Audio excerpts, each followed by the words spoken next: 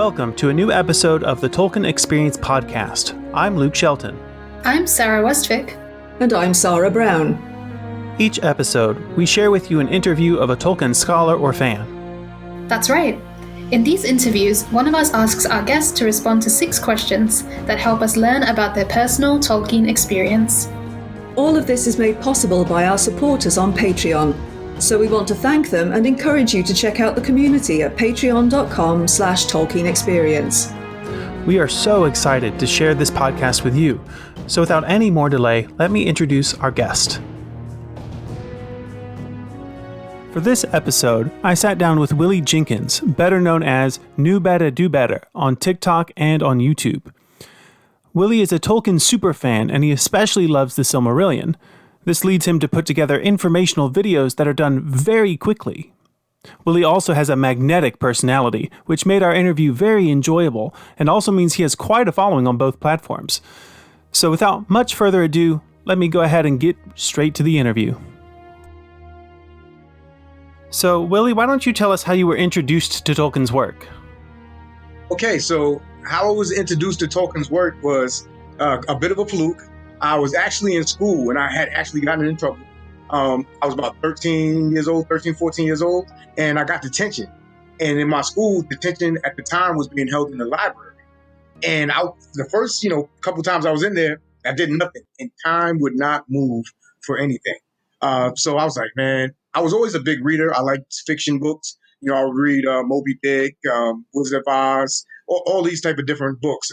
So I literally saw the cover of The Hobbit, and it had the hobbits and the dwarves and the Eyrie and the eagle right there. So I was like, oh, that looks cool. Why is that bird so big? Let me pick up this book. It looks cool, interesting. And that was my beginning. And I read it, and I was absolutely enthralled. I was caught from the beginning. The language, the absolute beauty of the poetry is what caught my attention the most. In that first reading of The Hobbit, there's several poems in the book, and I love hip hop immensely. Like, that is my big thing. I'm a hip hop artist myself, like freelance on my own. And the way he writes his poetry is very similar to how rhymes are written in hip hop. A lot of people's rhymes. So, in the beauty of lyricism, I equated it to hip hop, and it registered with me. And the way he describes things in his writing and the way he describes fear on certain things, it just enthralled me and encapsulated me. So I absolutely was stuck. And then I told my friend about it, and he was like, yeah, I know that series. There's more books, The Lord of the Rings. And I was like, what? I need these. And I went and got those. And then it was even more enthralling and encapsulating. And I just completely got stuck and became obsessed. And here I am. About 20 something years later, but I was completely enthralled, and I've been obsessed with it ever since. I read it multiple times a year. Like, every month I read it. The Silmarillion probably like twice a month, and The Lord of the Rings twice a month.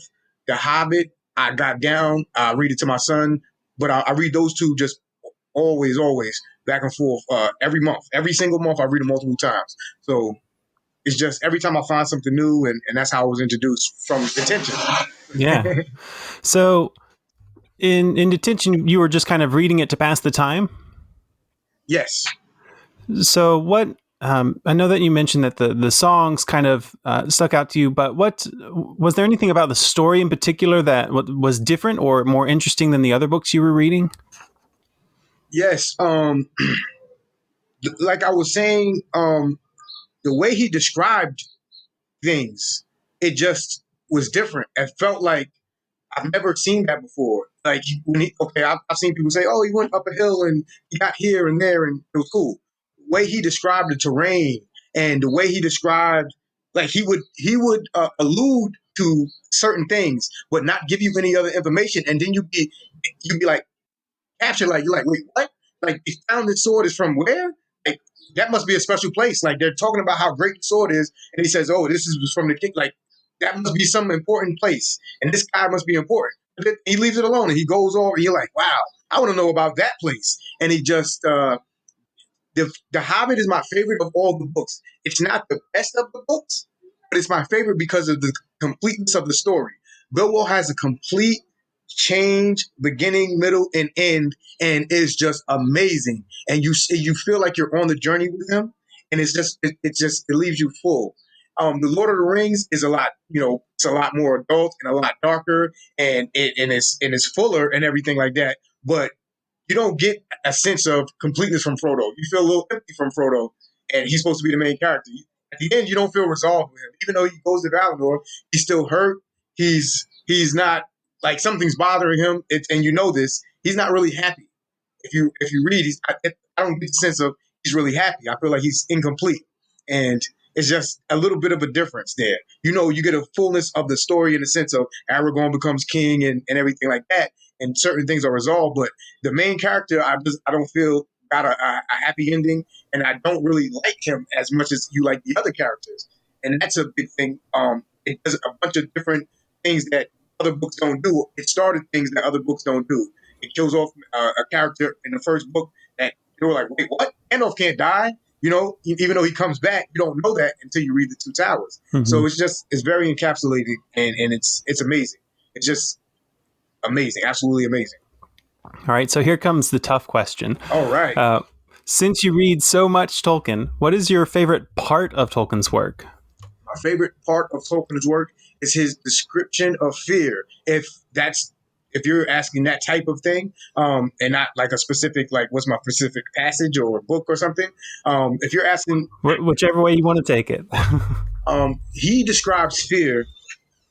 It's terrifying. It gives you goosebumps. So when he's talking about the Nine in particular, and the Fellowship of the Ring, the way he describes the Witch King and the Nine, it's you're like, wait, what? He's just like, he's describing the fear that people have of them, and then you feel that fear. They won't say certain people's name, and they're like, even the wise are scared to go against them. And he's like, what? Who are these guys? Like, and they Sauron, we can't talk about this right now. We got to talk about this in the daytime. We can't talk about this at night. What is so scary that you can't talk about it at night? And it's just so intriguing. It was very interesting, and it's well done. And he does that so often throughout the book. That's my favorite part of his writing. My favorite part of his work in general is I think the Silmarillion is perfect. I think it's written very well done. I say there's very few parts of it that need extra, but I understand the constraints of what was going on in his life at that time. So it's like, we got what we got, but I think it was perfect. It's hard to get through, but when you get it, there's nothing more satisfying than being like, wow, this is amazing. This is a whole universe. Now I have a treasure trove of lore and you have a religion, you have a world, you have everything. So the Silmarillion is my favorite part of his work. And in particular, Gondolin. In particular, I'm obsessed with Gondolin. And Gondolin is actually one of the first things he worked on, if not the first thing he worked on, was the fall of Gondolin. That was one of the first things he wrote. Before he wrote The Hobbit, before he wrote The Lord of the Rings, he just had Gondolin in mind and the fall of Gondolin. And then he built things off of that, and he did certain things first and then worked backwards, connecting things. And he had to connect Silmarillion to The Lord of the Rings and The Lord of the Rings to The Hobbit. And the way he interweaved stories, the way he can just do that, all of those three things are my favorite part of his work. Mm-hmm. Yeah, so you mentioned that you read The Hobbit, and then a friend kind of suggested Lord of the Rings, so you went into that. When did you find out about and read through the Silmarillion? Right after I read The Lord of the Rings, I was like, what other work does he have? This is crazy. And then, of course, I found out he had the Silmarillion. This is long before the movies came out. This is long before there was a Beren and Luthien book, The Children of Hurin, or The Fall of Gondolin, the books, the separate books. Unfinished Tales, I have those, and the Lost Tales, Book of Lost Tales. But I read those after I read the Silmarillion. It took me about 5 times to get through the Silmarillion to where I could understand it. And then I would read it about annually, at first, because it's still tough. Then I got an audio book of it by Martin Shaw, read by Martin Shaw, who reads it immaculately. And I would listen to it whenever I'm driving or whenever I'm at work or anything like that. And it makes things easier to digest. Even though I got through the Silmarillion and understood the bigger part of it, I literally digest things that you don't realize that you're missing when you're reading it. You're trying to read and understand certain things. You hear it and you keep hearing it. That repetitiveness allows you to digest it a little easier, and it made it easier. So I suggest that to people. I say, hey, read it first. Definitely read it a few times, and then start listening to the audiobook. It's okay because you did the hard part. Always read first. You always get things better reading, but then listening to an audiobook, you'll kind of inadvertently catch things, and they'll stick with you. So. Yeah. That recommendation, it so echoes with my experience. I have ADHD, and so it was really hard for me to get through the Silmarillion because, they're not complete stories sometimes. And so my mind just goes off and wants to try and figure out what's up with that story. Whereas with the audiobook, it makes me stick to the actual text, and it kind of pushes me along to where I actually get through it. Yeah, exactly. I know what you mean, man. It's awesome. That's why you got to read the Unfinished Tales and the Book of Lost Tales, because it finishes some of those stories or adds more to those stories. And then even if you get the different tomes that he have, it has little pieces that, hey, I was going to do this. I never got a chance to. This is definitely a part of the book. I never got a chance to get in there. So you can, about the 7 gates, which is not in the Silmarillion, but there were 7 gates, and Ecthelion guarded the 7 gates. And you get to learn more about the houses and the different houses, and the houses, the fountain, and house of the golden flower. And now, you heard about Glorfindel. Now you know who Glorfindel was. He was one of the captains. So now when you read the Silmarillion, it doesn't specifically say in the Silmarillion that Glorfindel and Ecthelion took Arathel to where she was supposed to go when they tried to travel out of Gondolin. But then you learn that they were the captains, so you can surmise and say, hey, listen, they took her and traveled, but then in the mountains they got waylaid by the spiders and they got separated, and that's how she ended up. And then Elmoth eventually, and that's how they had to go back to Gondolin and say, hey, we lost your sister. And so those captains were the ones to do that, or at least one of the 7 captains that were there. Yeah, exactly. I love. It's one of the things I like about Tolkien. Like you were saying earlier, he often has these hints or unfinished bits, and you have to go further and deeper in to find out where they are. Yes. And I think that's why, the big questions from Lord of the Rings that we don't have answers for, who is Tom Bombadil and what happened to the Entwives, are the ones that are always asked. And it's like, no, those are answered. So reading the Entwives, I don't have the heart to tell people what I think. But they're gone. Yeah. They're out of here. I was reading a fan theory recently that the Entwives somehow are like the precursors to hobbits somehow. And I was like, I don't know how that works. No. The hobbits are an offshoot of men. Right. So somehow, some way, they, because they eventually turn back into men. And so, it's funny, people get on in TikTok and they start being like, how do you know that? I'm like, I read. It says that. So that's it. So, but yeah, man, the books are crazy. Yeah. So out of all of the different experiences that you've had reading through the Lord of the Rings or watching the movies, what is your favorite experience with the work? Let's see. My favorite experience with the work, honestly, has been connecting with the TikTok community with the Lord of the Rings. I come from a place where it's completely fine to be yourself. It's completely fine to read and everything like that, but other people don't share those interests with you in that sense. So they might read different things. They're not into fiction necessarily, or definitely Lord of the Rings, or if some people, if you want to say medieval type stuff or whatever, because you kind of try to equate it to that time period for the most part. They're like, what? I want to look at this type of film, because we grew up a certain way, so we was out in the street. They don't want to hear about Lord of the Rings. They're like, what are you talking about? Why? It's cool. You can do what you want to do, but I don't want to hear that. So I never had an outlet for it. I would always, try to get people enthralled in it. And then they would kind of fall short after they were like, all right, enough of this. I don't want to really hear this. And they wouldn't give it a chance just because of their own misconceptions of the genre, or they just, they couldn't get over their own, likingness of something else. So that they're not willing to try anything new. So I would literally be like, I have nobody to talk to this about. Or I would find one person and then life would just bring us in different directions. So I'd be like, So, I would just start joining Facebook groups and be like, these are my people. Like, we can talk about this. But it's left a little hole because they're not on all the time. It's just kind of typing and waiting for an answer. Or this, I get that immediate gratification, understanding, wanting to learn. So I get to be like, hey, let me bestow my knowledge upon you. I would love to explain this to you because this is what I want to do.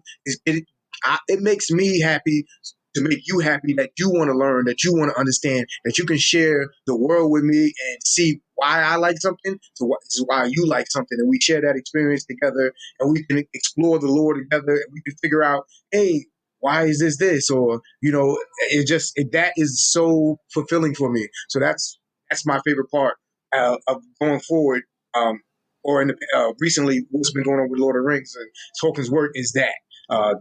Getting with the TikTok community and getting a following and people, acknowledging, hey, you're awesome. I appreciate that so much. I appreciate that they trust me with the knowledge and like the way that I explain it. I try to be as proper as possible, but I'm not necessarily a proper person.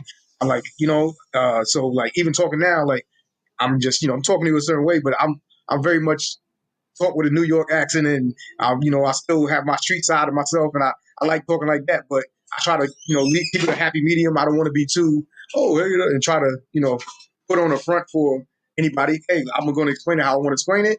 I don't pronounce everything right. I say, hey, listen, pronounce it how you're comfortable with. I know who you're talking about. You know what I'm saying? We know the pronounce. As long as you know the correct pronunciation, pronounce it how you want to pronounce it. Everybody's different. It's hard to say Sauron. That it's an extra. Saying Sauron is hard. Somebody argued with me the other day. I say Sauron. You know his name is Sauron. We know that. But it's easy to say Sauron, so everybody says Sauron. I'm not going to judge you for that. Thank you for not judging me for color of my skin, for not judging me for the way I pronounce things or the way that I am. And that's what makes the Tolkien universe so great. Nobody judges anybody for the most part, maybe once or twice, but everybody's just like, we love this book. Your knowledge is great. I want to know something, or my knowledge is great. Hey, could you add this? Could you do this? I trust you with what's going on. Let's share this together, man. Forget everything else. We're not talking about politics. We're not talking about anything else. We're just talking about Lord of the Rings and what we love about it. So that's awesome. Yeah.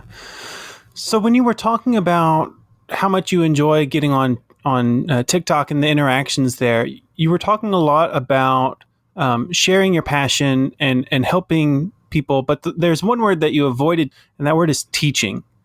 It sounded like maybe you enjoyed teaching about the Lord of the Rings and engaging with people who want to learn about it in a way. Is that something that draws you to this kind of work? Yeah, I literally love teaching anybody about anything that I know about in general.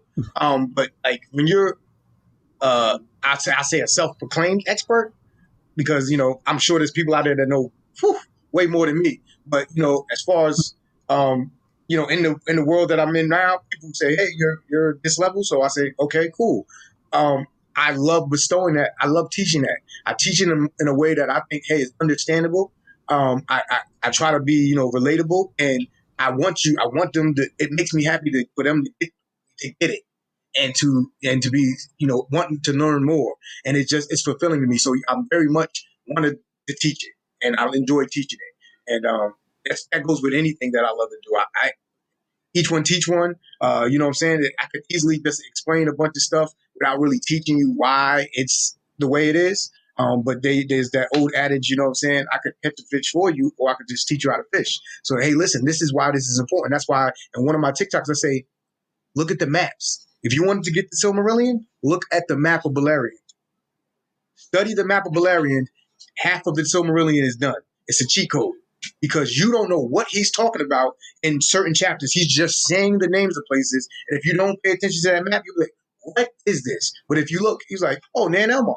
That's right there. Oh, it's next to Doriath. He bequeathed this to Ao. Okay, that it makes sense. It's right there. It's part of his land. Okay, the western pass, the eastern pass. Of Syrian is this. Oh, Delian is this. Oh, the 7 rivers of Assyrian is right there. It's actually close to Linden. Oh my God, blah, blah, blah. You just think you're like, okay, oh, that's where Gondolin is? Oh, I see why they couldn't find it. It's the encircling mountains. There's a whole mountain range surrounding it. Okay, I understand why. This is why. Oh my God, Ainfalglyph. Oh my God, that was once Odgalin. Okay, it must have been a grassy plain. Okay, I see where they met on the battlefield. It's just, okay, now I know. You got Mithram, and then you have, it's a bunch of things that you just like names and completely, who knows what the Forest of Bruthu is? You'll be like, what is that? Where is that? Why is that? Nargothrond, where is that? I have no clue. Why? It doesn't make sense to me. It could be in the north, or no, it's actually very close to Doriath, and it was given to Finrod Philogon by his uncle, his great uncle Thengel. Yes, now it's right there. He gave him that land. Okay, got it. Makes sense. If I just hear these names, I'm gonna be like, look at the map. Yeah. Same thing with the Lord of the Rings. Mm-hmm. So I just little things like that. You teach the person to do that, because I didn't know to do that until somebody was like, "Hey, check out the map," and then I was like, "Oh, map! I didn't even look at that in the Lord of the Rings," and I was like, "Oh, this is where that's what Arnor is." I didn't know what Arnor was until somebody said, "Oh, this is actually where the hobbits live at. Is a part of Arnor." Mm-hmm. So things like that. Just teach them how to go about it and make it easier for them. Has the way that you've approached Tolkien's work changed over time? The only thing that's changed is actually kind of what I just explained. I'm more conscientious of the side things that are pertinent to the actual story. So, he'll mention something, or I'll be like, oh, maybe I didn't catch that before. I'll go, okay. You can even look in the appendages for things. You can look in the index and find it and say, okay, where is that on the map?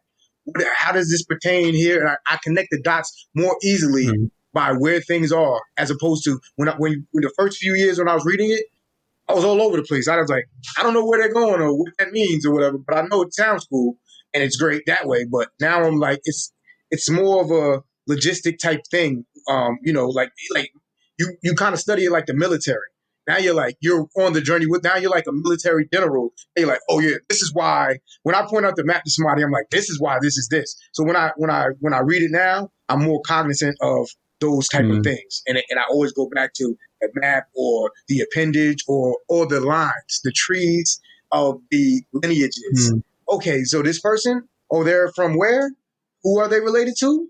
Oh, okay, they're part of the line. Okay, that makes sense. Now I have a sense. Like a lot of people don't know because they watched the movie. Prince Imrahil was related to the Númenóreans. He actually was. If Aragorn didn't come, after Denethor, he was actually supposed to be in charge. And people didn't know that or why or nothing unless you kind of follow along. And he was from Dol Amroth, and a bunch of different things you just don't piece together. They tell you real quick, but not really fully explain. And then if you just do a little research and go with the lines, and you go, oh, this was this, and it's like opens up, and then you can explain it to somebody completely perfect. Even the things that aren't fully explained, because they're just enough information to where you can say, hey, listen, I don't have to know everything about this. I know that this person is from there. I know, okay, let's say the Witch King is supposedly a Black Númenórean. I know that he probably dwelt in one of the coastal colonies that either he was in Númenor, or he dwelt along the coast of Middle Earth in one of the colonies that the Númenóreans left. And he was just taking advantage of the lesser folk that were there, the Middle Earth people that were there. Their knowledge was not great at all. They were like stuck in the Dark Ages at that time. And some of the Númenóreans took advantage of that. It says that. And they kind of like ruled over them cruelly. Some of them were being mean over there. So we could say, hey, maybe he was one of those people. Or we could say that, whatever you want to think about it. But you have a clearer vision of those type of things by just using the knowledge that you get from constantly reading it and approaching it a certain way and saying, okay, let me look at it this way and not just, oh, this is this guy and that's cool. No, I need to know his line, where he came from, what's significant about that line, what's significant about him turning evil for whatever reason. Okay, So that helps a lot. That's the only thing that probably changed. Mm-hmm. Yeah. And so the last question that I normally ask for my text-based project is, and I'm pretty sure I might know where your answer is on this one. Do you ever recommend Tolkien's work, and why or why not? I always recommend Tolkien's work. I've read a ton of books, and I'm sorry to say that I haven't seen anybody even close to his writing. No matter how much reading I do, I kind of get disappointed. Like, he's not as good as a writer, and that's completely my opinion. So my word is not law by any means. But so I always suggested, I say, hey, if you want some really thought provoking, there's so much stuff there. There's so much meat on the bone with Tolkien's work. It's like, I've read this book 1,000 times, and I always find something new every single time. It's not one time I haven't been like, wait, what? Every single time. And it's crazy. And it's still things left to be desired and wondered about. And it's just the best thing that I know. So I always suggest it. I always suggest, starting off with The Hobbit, then going to The Lord of the Rings. I never say read the Silmarillion first, because technically what's happened first? Absolutely not. If you just want to escape, it's all about escape. I wanted to escape from attention. I completely escaped. Time went like this. I would find myself being like, damn, should I get in trouble? Let me get in trouble so I can read this, stay in attention and read more of this, So if you just want to escape, you don't have to get deep in the lore like me. That's me. Everybody's not the same. I'm okay with that. And being accepted of everybody, but just if you want to get out of yourself or away from your troubles, or just want to just get enthralled in a good story, and just you can laugh, you can cry, you can cheer, you can root against the bad guys, you do a plethora of different things. Tolkien is where it's at, man. You know what I'm saying? So there's something for everybody. Yeah. So what are you working on now? What are you doing now that our listeners could get involved in? Can they follow you somewhere? Can they engage with you somewhere? Yes. I'm working very hard to get my YouTube channel, like more, I'd say more professional. I'm literally doing it on my phone. So that's the only reason I put my Cash App in the thing, so I could get maybe a better camera or like a better microphone, because I'm just doing it on my phone here. And it's great, but it's like sometimes people suggest things. They're like, oh, maybe you should do this. I'm like, I can't. I just have a phone. So if you guys want to go to my YouTube, subscribe. I would really like to get that going, because then I don't have a time limit of lower explanation. 60 seconds is very hard to do. Also follow my TikTok. I love doing the 60-second things. I think I can do it really well to describe what I can within that 60-second time period. And it's just quick gratification for you. You're like, wow, I didn't know that. How did he cram all that in there? Just I do the best I can, and I have to leave a little bit of things out, but I do the best I can for you. I think I do it really well and concise. I'm very proud of what I'm able to do there. And thank you for asking me that question, because I just want to get more followers so I can share the knowledge with TikTok, YouTube, and I'm going to do a podcast on Twitch if I'm not mistaken. People are helping me do these things. So my YouTube, I just would like to do, because you can get the most knowledge from the YouTube. Right now, I did first I did Arrow Iluvatar, the longer episode, and then I did Melkor. But next, I would like to do the Ainur, but I've just been so busy, I haven't even been able to do it. And then I'm a little hesitant to do it on my camera, because I don't think it looks as good. And I'm like, I'm going to put out crappy work on YouTube. So if you guys wanted to donate to my channel, just my Cash App is in my TikTok. I literally just want to buy an SLR so I can just set it up and I like it, and so I can just make a quality video for you. Other than that, I don't want anything. I just want you guys to enjoy my content. Well, thank you so much for joining us today. It's been wonderful listening to your Tolkien experience. Thank you so much for having me. Sorry if I was a little long-winded with my answers. We are so thankful that we have such gracious scholars and fans who want to share their Tolkien experience with us and with you. We really enjoy making these podcasts, and the fun doesn't stop here. That's right, it continues on social media. You can find us on Facebook as Tolkien Experience and Twitter as @TolkienEXP. Don't forget to like, follow, share and comment, because we love interacting with you just as much as we enjoy talking to our guests. For even more content and to join our fellowship of supporters, check out our Patreon by going to patreon.com/TolkienExperience. Finally, you can also follow our personal Twitter accounts. I'm at Luke B. Shelton. I'm at SR Westvic. And I'm at Aaron L. Palmadill. If you have questions or comments, you can send them to us by email at tolkienexperience@gmail.com. If you want to know more about this week's guest, we provide show notes at tolkienexperience.com. You can find the podcast on all major podcast services, including Apple, Stitcher, and YouTube. Please take a moment to rate and review the podcast wherever you listen to it. Thank you for listening to our podcast, and we truly hope that, in a way, it contributes to your own Tolkien experience.